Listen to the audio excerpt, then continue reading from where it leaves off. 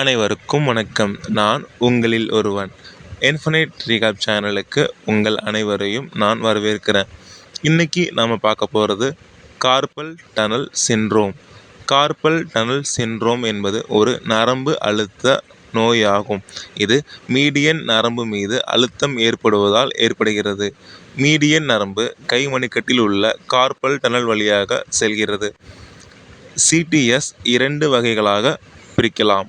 Primary அல்லது idiopathic மற்றும் secondary. Primary அல்லது இடியோபதிக் சிடிஎஸ்ஸிற்கு எந்த ஒரு தெளிவான காரணமும் இல்லை.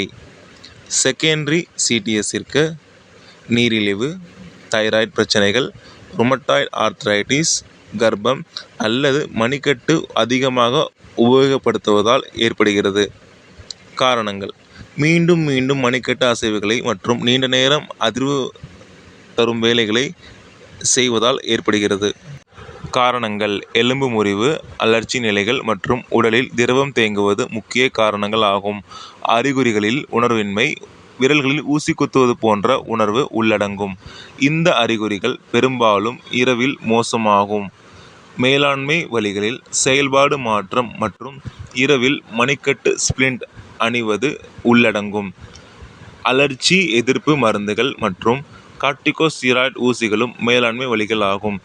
மிகவும் கடுமையான நிலைகளில் அறுவை சிகிச்சை மூலம் அழுத்தம் நீக்கப்படுகிறது.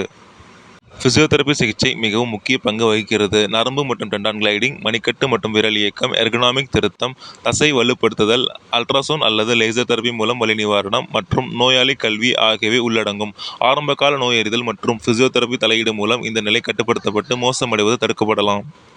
இது போல மேலும் தகவலை தெரிந்து கொள்ள லைக் பண்ணுங்க, கமெண்ட் பண்ணுங்க, ஷேர் பண்ணுங்க, சப்ஸ்கிரைப் பண்ணுங்க. நன்றி.